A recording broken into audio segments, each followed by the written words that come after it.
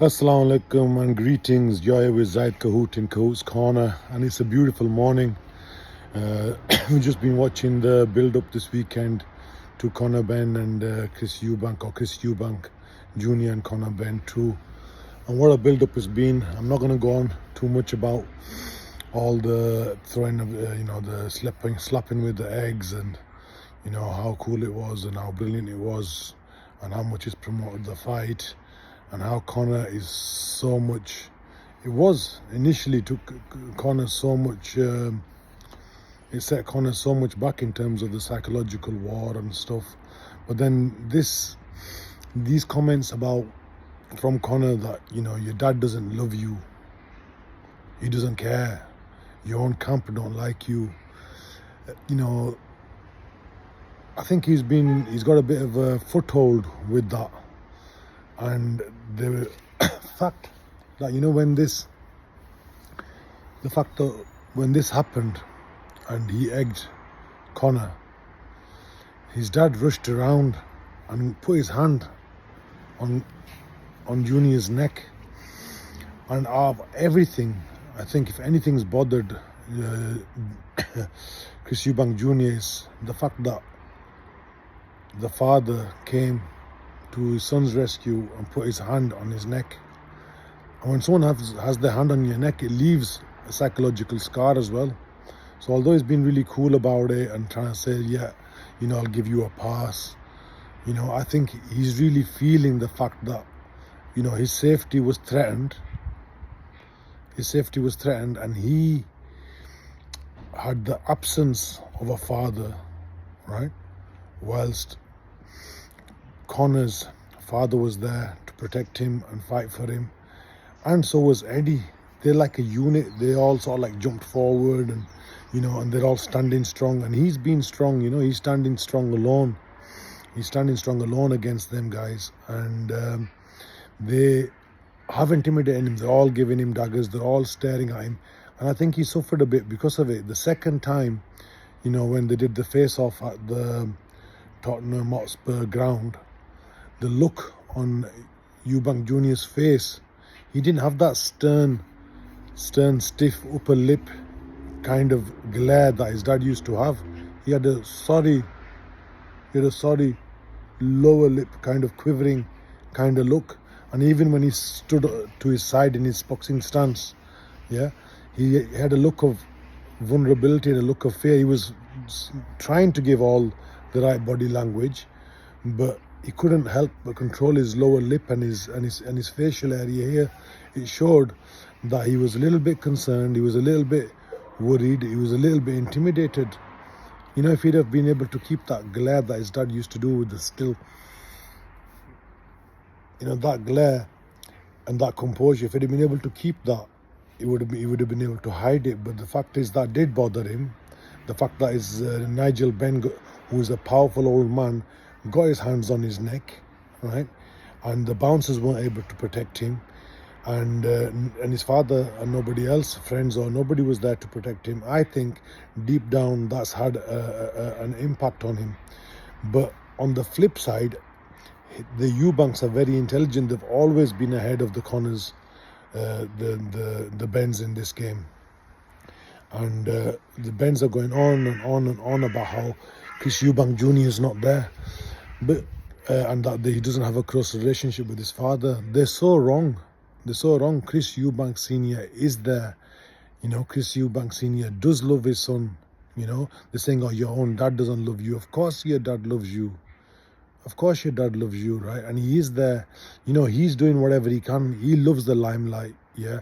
And it's true, the stage wasn't big enough for both the son and the father. The son wanted to step out and to have the limelight on himself. And, he didn't want to share it with his dad, or he didn't feel comfortable sharing with his dad. It's unfortunate. They both got such strong personalities. They both want that limelight so much that, he put his dad to the side. And it's unfortunate, but his dad, he's still got the limelight. He's got his own limelight.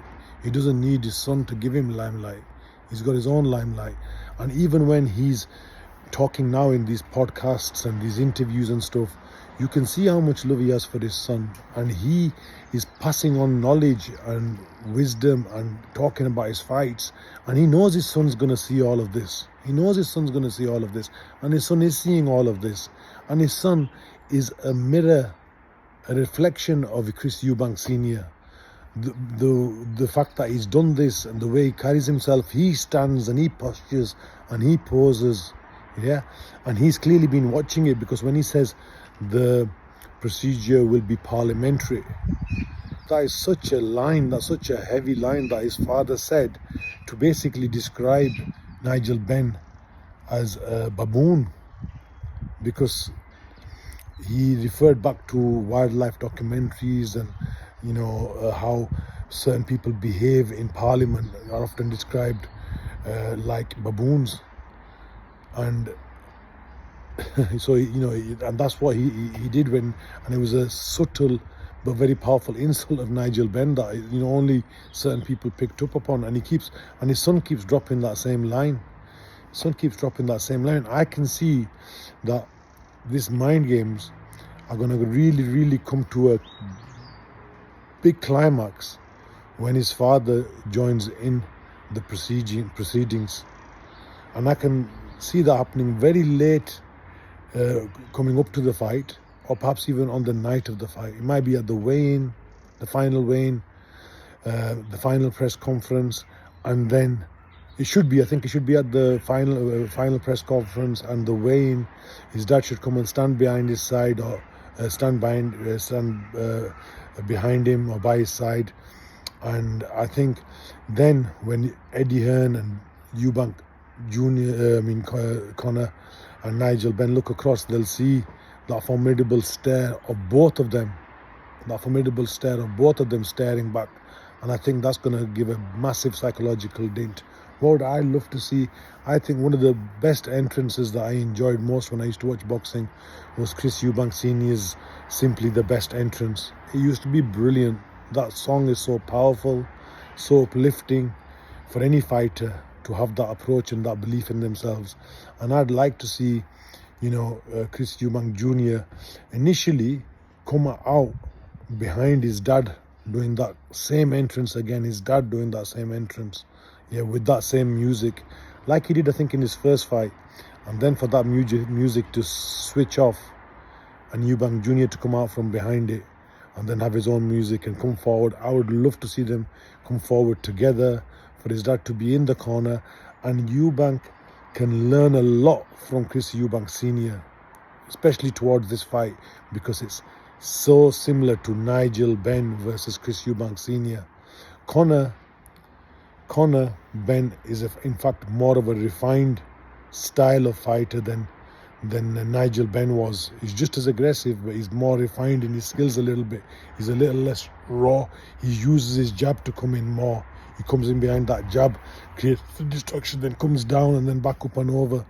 So Eubank, and Eubank, the way he fought Smith, he's holding his feet too much, his hands are down too much. There isn't enough movement. I think if you look at Eubank Senior and Nigel Benn 1, you can see how light and quick and nimble Senior was on his feet. He'd move around quickly, create angles, and then he would engage when he wanted to engage. And Chris Eubank Jr. is going to need to do that as well. He needs to watch that fight.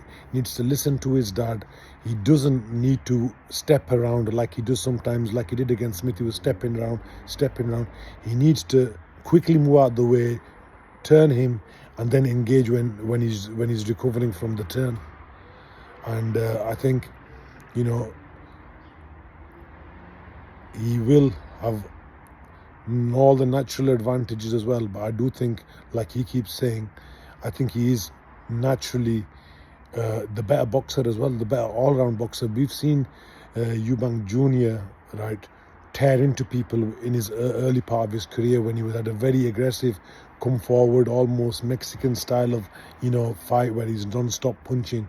And then we've seen him try to refine it a little bit behind the jab and move and stuff, and have a bit of a balance between both.